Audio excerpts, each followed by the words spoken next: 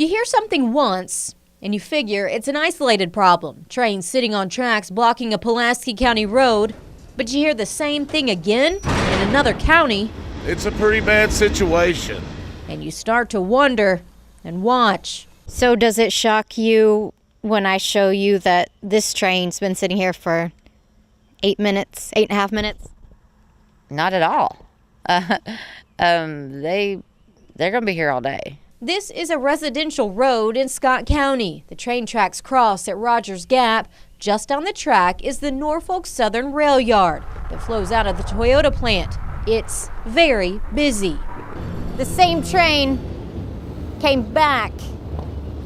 So we'll see how long he hangs out this time. Charles Stone knows a lot about trains, not by choice, but by circumstance. You're serious? An hour and a half waiting on the train to go by? Yes.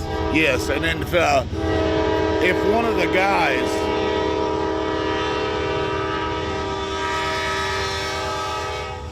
This is a tiny piece of the 19,500 miles of Norfolk Rail, but it's watched like a hawk. You with Norfolk?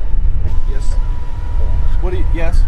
Okay. Yeah, we're down here. There's a lot of people concerned about the amount of the time. Turn that off. It's kind of like they rule the world. For 3 mornings, we verified neighbor complaints and watched trains sit, block, back up, and fly across Rogers Gap. I mean, the whole earth rattles. There's a state law that says a train can't block a road for more than 5 minutes. We're well past 5 minutes now.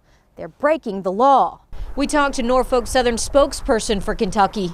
We understand the concerns. We also have a job to do. He is well aware of the state law, and he's aware that his train sit for more than 5 minutes, breaking state law. Miranda, I would encourage you to call the Federal Railroad Administration or look up anything, what the federal government may have to say about how state laws apply to the railroads. We did. Basically, the feds override state law. So it sounds like it really doesn't matter about the residents there.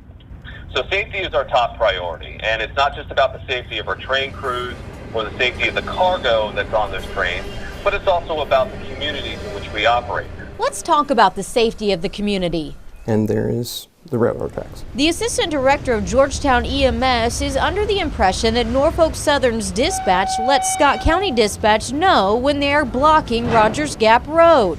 We found out they don't. Only a few times a year when it's going to be a really long wait. So you're putting a lot of faith in your dispatchers to know whether that train is there before you get there? Yes, a lot of the faith in the dispatchers, a lot of faith in the residents that also live out there. Charles Stone has lived here for more than a decade. He can't move, he won't, and he thinks he shouldn't have to. And according to Norfolk Southern, their trains don't have to move either.